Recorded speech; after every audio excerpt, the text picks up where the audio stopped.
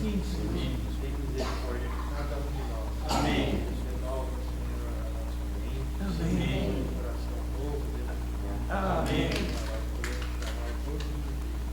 Muda a história da nossa vida.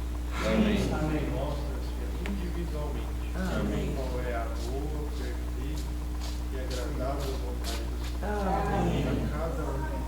Amém. Nosso Senhor Jesus. Amém. Amém. Ficar sentado mesmo, então, irmãos. Porque a gente está em família, né? E acho que fica melhor assim, né? A gente tem uma roda mais informal, né? Para conversar sobre a palavra de Deus, né? Eles eram nossos irmãos, eram pessoas de carne e osso como nós, né? Nossas histórias que estão aqui não são histórias distantes, histórias, né, contos de fadas, né? São histórias de irmãos nossos, né? Que estão relatadas aqui na Bíblia, né?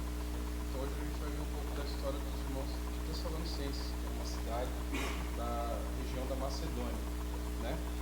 Então, só para contextualizar um pouco, né? O apóstolo Paulo, né, na segunda viagem dele, ele teve um sonho, e nesse sonho um varão macedônio aparecia para ele e falava assim: passa na Macedônia e ajuda-nos, né?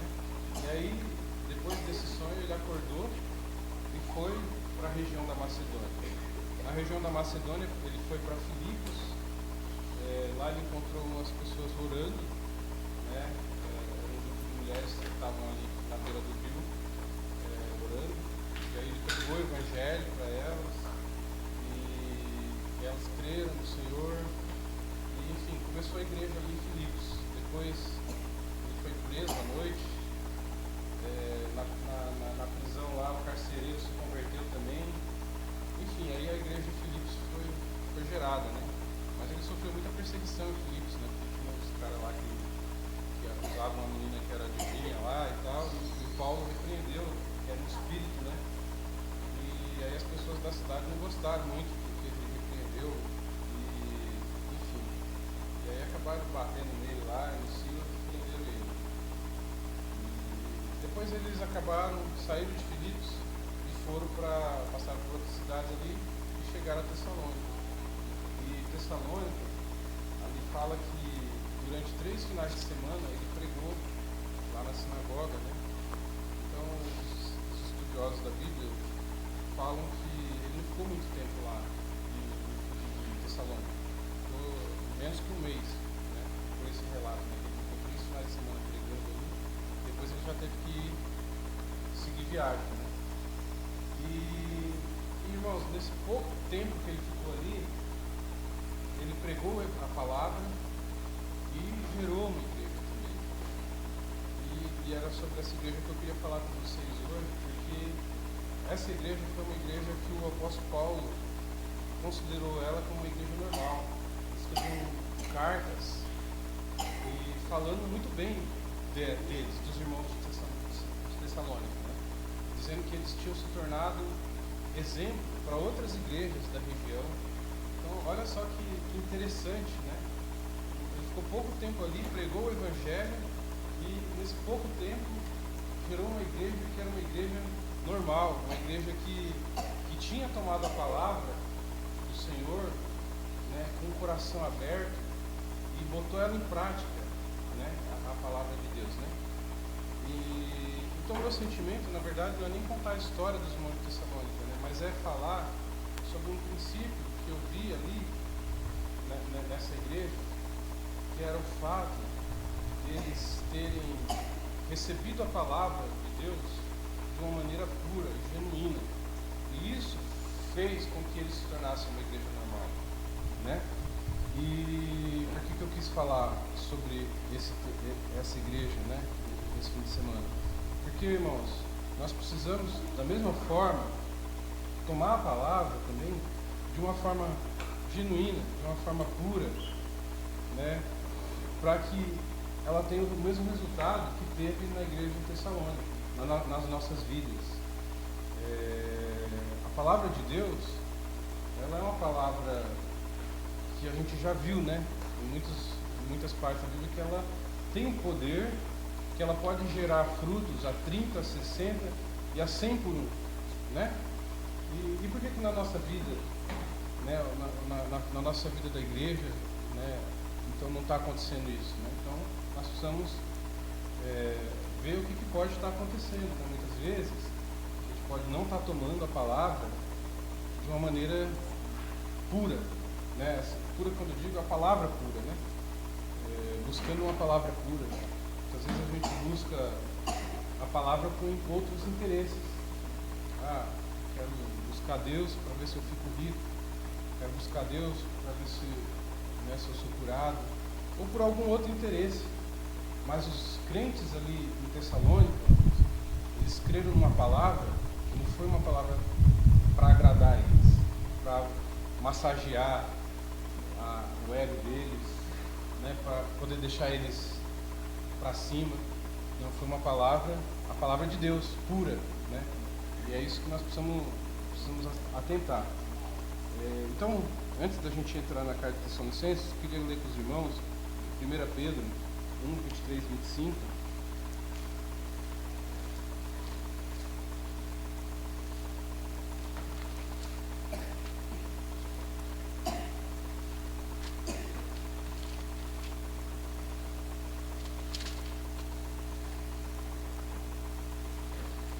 Então, 1 Pedro 1, 23 ao 25, fala assim, pois fostes regenerados, não de semente corruptível, mas de incorruptível, mediante a palavra de Deus, a qual vive e é permanente. Pois toda a carne é como erva, toda a sua glória é como flor da erva. Seca-se a erva, cai a sua flor. A palavra do Senhor, porém, permanece eternamente. Ora, esta é a palavra que vos foi evangelizada. Então, irmãos, essa é a palavra que nos foi evangelizada, com todos esses atributos aqui, né? A palavra incorruptível. O que é incorruptível? Né? Que não pode ser destruída. Nada pode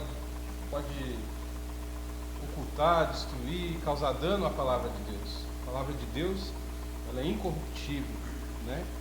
E aqui fala, né, que a carne, todas as outras coisas, elas passam, mas a palavra de Deus permanece eternamente. Então, só para os irmãos entenderem o que é a palavra de Deus. A palavra de Deus é algo muito forte, irmãos, algo, né, que nada pode destruir.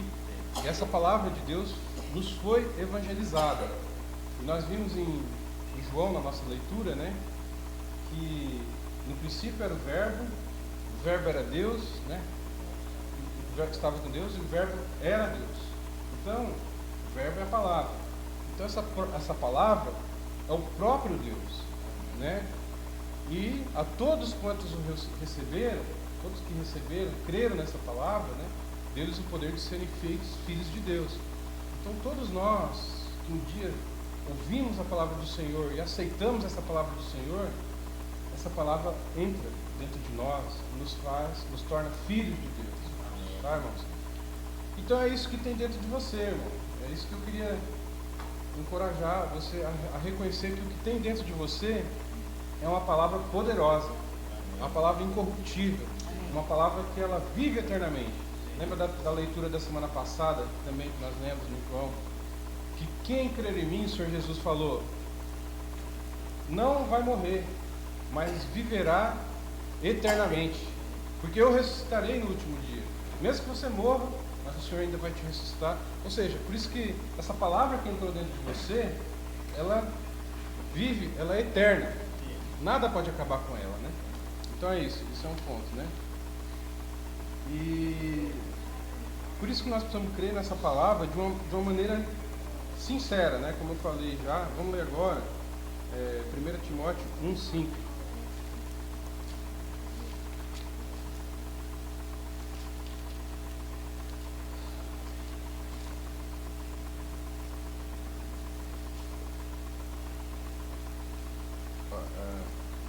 Timóteo 5 fala assim: ora, o intuito da presente admoestação visa ao amor que procede de coração puro de consciência boa e de fé sem hipocrisia, tá? Então, nós temos que ter uma fé sem hipocrisia, ou sem aquelas coisas que eu falei, né? A sua fé não é baseada em interesses, é uma fé sincera. Nós precisamos ter uma fé sincera para com o Senhor, né? Vamos ler 2 Timóteo agora, 1:5 também.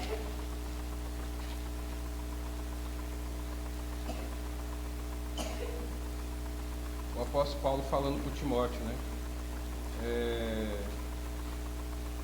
Vamos começar a ler do 4.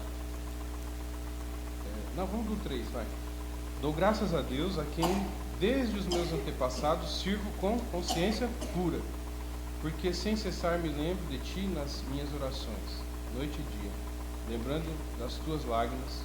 Estou ansioso por ver-te, para que eu transborde de alegria, pela recordação que guardo de tua fé sem fingimento, a mesma que primeiramente habitou em tua avó Lloyd e em tua mãe Eunice, e estou certo de que também em ti.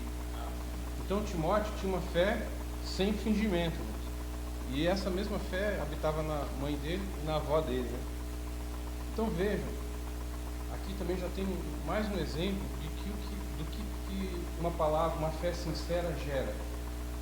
Ela gera frutos até na tua família.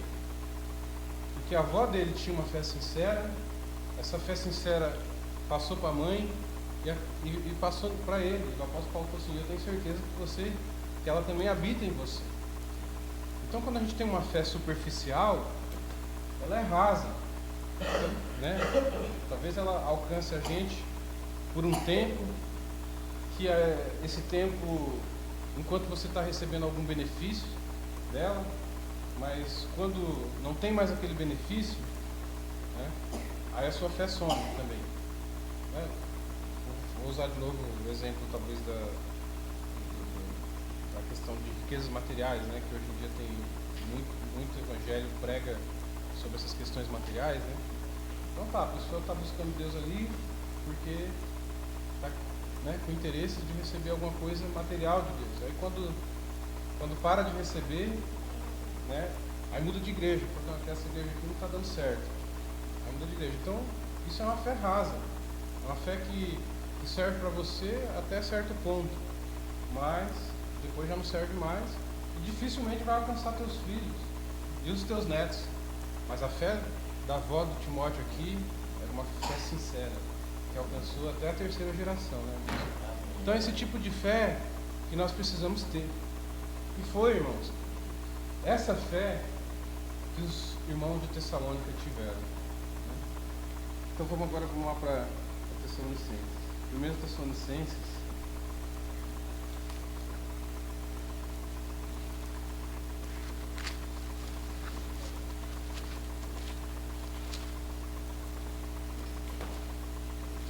capítulo 2.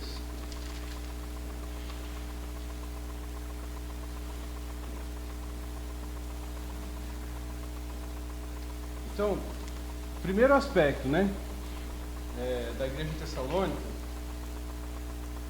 tinha a ver também com quem pregou o evangelho para eles.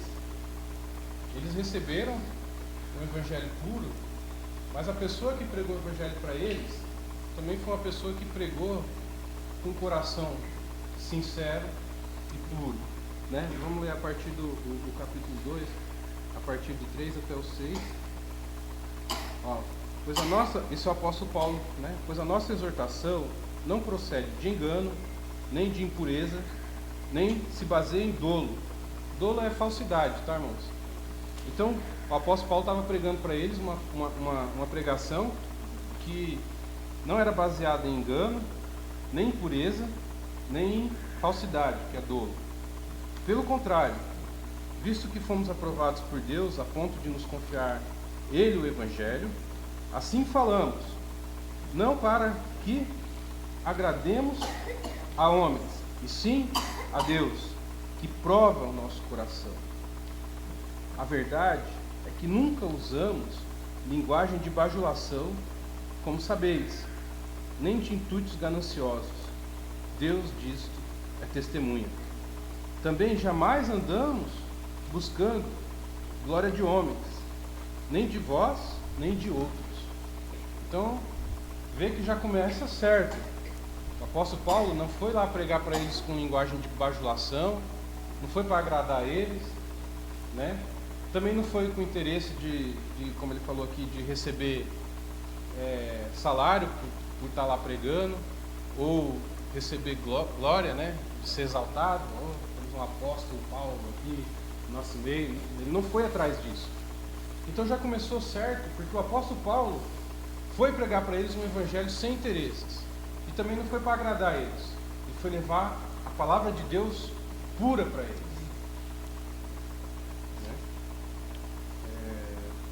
O 9 ao 10 agora. Porque vos recordais, irmãos, do nosso labor e fadiga, e de como noite e dia, labutando, para não vivermos à custa de nenhum de vós, vos proclamamos o evangelho de Deus. Vós e Deus sois testemunhas, do modo porque piedosa, justa e irrepreensivelmente procedemos em relação a vós outros que credes. Né? Então você vê que ele estava falando, nós fomos lá e pregamos o evangelho para vocês, né? No meio de muito labor, fadiga, lutando, trabalhando, para não ser pesado, para não depender, né, de nenhum de vocês. E foi lá de graça, né, irmãos? Então, isso é um evangelho que tem grande chance de ter resultado. A pessoa não está indo lá porque recebeu um cachê. O apóstolo Paulo vai lá em Tessalônica hoje porque lá eles vão pagar um cachê bom para ele lá pregar, porque ele é um cara já, né, conceituado, um homem de Deus. Não, irmão, ele foi lá por amor aos irmãos, porque ele tinha tido aquele sonho, né, de um varão macedônio falando, passa na Macedônia e ajuda-nos. E aí ele, em obediência ao chamado de Deus, que ele foi pregar o evangelho para os irmãos lá em Tessalônica. Então isso aqui é um retrato primeiro de como que foi pregado esse evangelho, de como que esse evangelho chegou até os irmãos de Tessalônica. Foi um evangelho puro, sem dolo, sem falsidade, sem interesses. O apóstolo Paulo foi lá e pregou dessa forma para eles. Então, irmãos, isso aqui serve para nós também, né? Depois nós vamos entrar na parte da igreja, né? Que somos nós.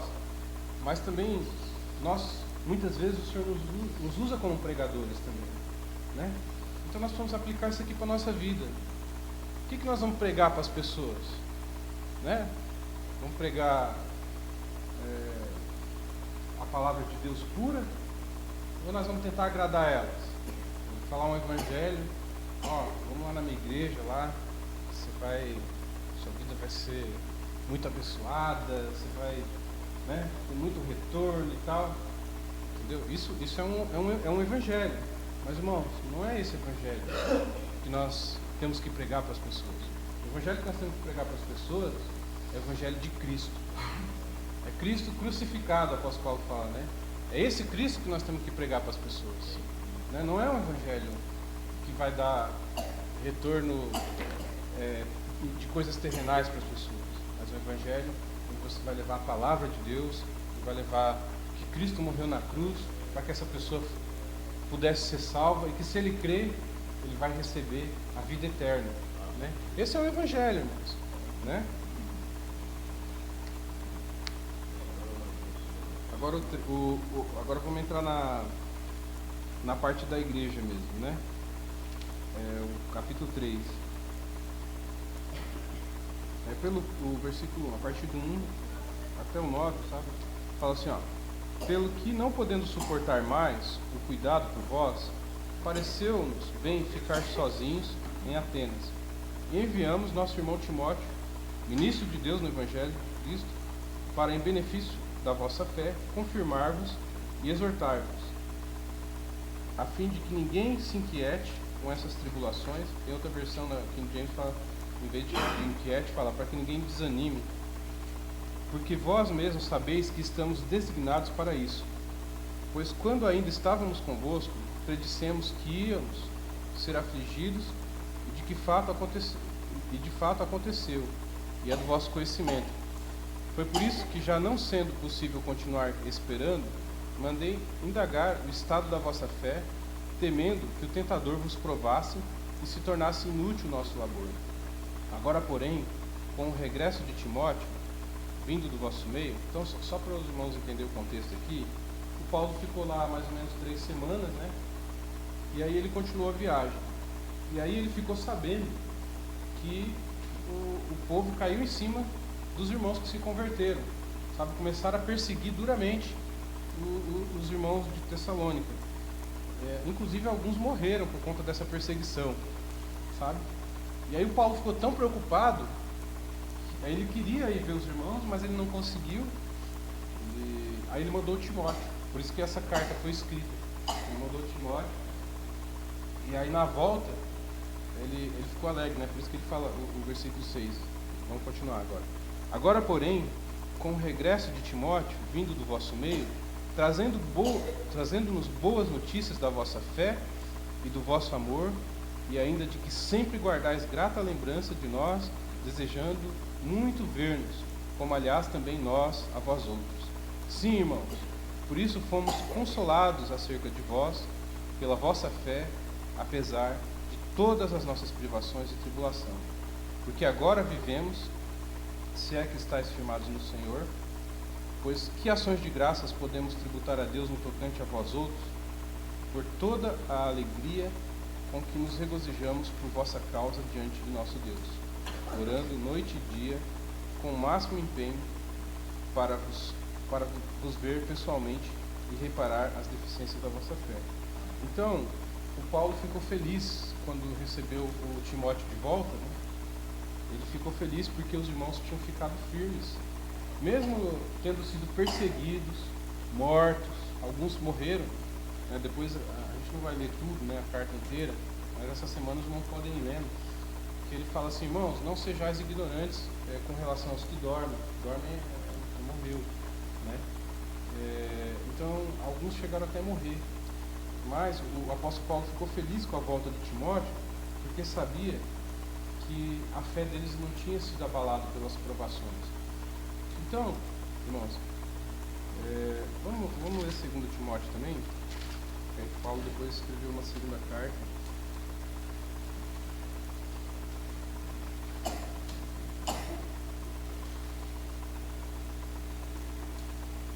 Só para os irmãos verem, no 2 Tessalonicenses, o capítulo 1, versículo 3.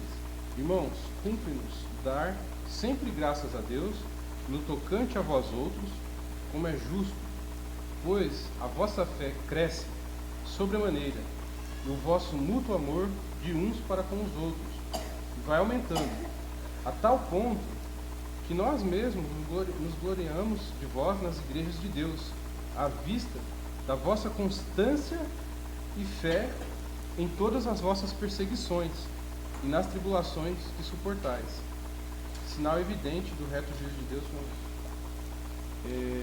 Até aí. Então você vê, irmãos, que o apóstolo Paulo, ele mesmo fala assim, ó, a tal ponto de que nós mesmos nos gloriamos de vós nas igrejas de Deus, à vista da vossa constância e fé, né? Então, o apóstolo Paulo estava muito feliz com os irmãos de Tessalônica, né? Aqui fala no finalzinho do 4, em todas as vossas perseguições e nas tribulações que suportais. Então, mesmo passando por muitas tribulações, eles tinham uma fé constante, uma fé firme, tá? Então, como é que aconteceu isso, né, irmãos? Uma igreja que o apóstolo passou lá, ficou só 3 finais de semana pregando, levantou uma igreja, e uma igreja que ficou firme, que passou por provações, perseguições, né? Alguns irmãos foram até mortos por conta dessa perseguição, e eles permaneceram firmes. A fé deles estava firme. O apóstolo Paulo estava muito preocupado com eles, mas mesmo assim, quando recebeu a notícia do Timóteo, viu que os irmãos estavam firmes na fé. Então esse é o sentimento que eu queria trazer para os irmãos nessa manhã. Irmão, nós precisamos ter uma fé baseada numa palavra pura de Deus, tá? Porque essa palavra pura tem esse poder de fazer a gente permanecer firme nas tribulações, né? Nós passamos por muitas tribulações. Por que eu tive o sentimento de falar essa palavra, né? Nós estamos tendo a oportunidade de recomeçar mais uma vez, né? Muitas vezes nós passamos por situações, né? Mas como igreja, coletivamente, né? Os irmãos sabem, alguns irmãos sabem de situações difíceis que nós passamos, né? E é para quê, irmãos, essas situações difíceis? É para, né, o apóstolo Paulo também fala em Coríntios, se não me engano, que o fogo, ele vem para provar tudo que é madeira, feno e palha. Tudo aquilo que é aparência, que é madeira, palha e feno, você consegue fazer coisas de aparência, só que se pegar fogo, né, ela desaba, se consome rapidamente, né? Então são coisas aparentes, mas que não tem consistência, né? Então existe fé assim também, tem fé que é sem consistência. Mas por outro lado, né, o fogo, ele não pode queimar ouro, prata e pedras preciosas. Pelo contrário, quanto mais fogo bota no ouro, o que acontece? Ele fica mais puro, mais impurezas são eliminadas, né? Então, eu acredito que muitas coisas, adversidades na nossa vida que a gente passou, serviram para poder expor as coisas que eram só de aparência nossa. E agora, nós estamos tendo a oportunidade de edificar de novo. Pensa, irmão, se Jesus já tivesse voltado, enquanto a gente só estava vivendo de aparência, né? Aí a gente ia ter sido reprovado. Então nós não podemos ver as dificuldades, os problemas só como algo ruim, mas muitas vezes é como uma nova chance de Deus para que a gente recomece. Mas aí nós temos que recomeçar, irmão, do jeito certo agora.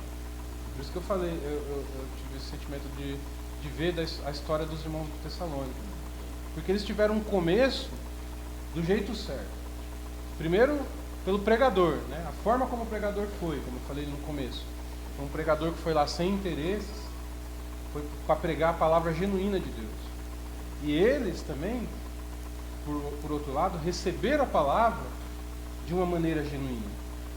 Porque logo em seguida foi rápido, não foi um negócio demorado, assim, eles creram, viveram a vida da igreja e depois de muito tempo veio a provação. Não, foi algo rápido também. Eles creram no Evangelho, só que eles creram de uma forma tão sincera, irmãos, com um coração tão genuíno naquela palavra que o apóstolo Paulo tinha levado para eles, que logo em seguida veio a provação, a perseguição. Eles podiam ter desistido, né?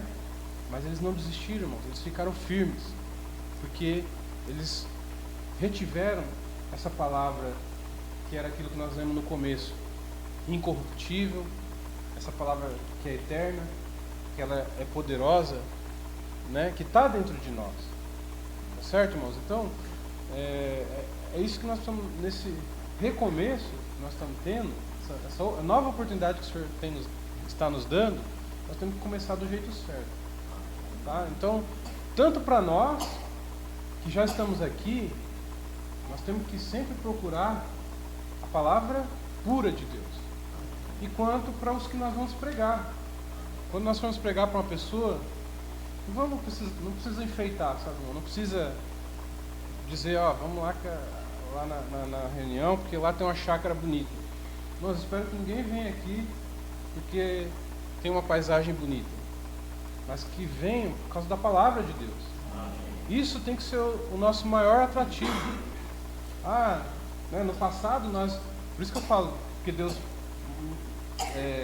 deixou a gente passar por turbulência, porque no passado nós éramos assim. Vamos lá na nossa conferência, que nós temos uma estância que cabe 10 mil pessoas, e um local de reuniões lindo, e parece uma concha. Então, irmãos, né? É isso que nós pregávamos para as pessoas. Nós temos uma vida da igreja maravilhosa, com um local maravilhoso. Irmãos, se as pessoas vierem por causa disso, um dia isso vai passar. Tudo isso vai passar. A única coisa que vai permanecer é a palavra de Deus. Então, se nós vamos falar de Deus para as pessoas, irmãos, nós temos que falar da palavra de Deus.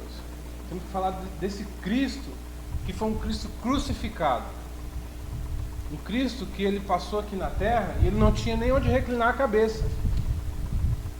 Né? Ele falou assim, ó, vocês têm como é que era? Os cachorros têm os seus covis, né? As aves têm os seus ninhos, mas o Filho do Homem não tem nem onde reclinar a sua cabeça. Não é? Os homens ali que relatam em Hebreus, que são os pais da fé, eles falam deles que eles andavam como peregrinos na terra. Não é? Porque eles também não tinham, a morada deles não era aqui. Né? Então é isso, irmãos, a gente precisa começar do jeito certo.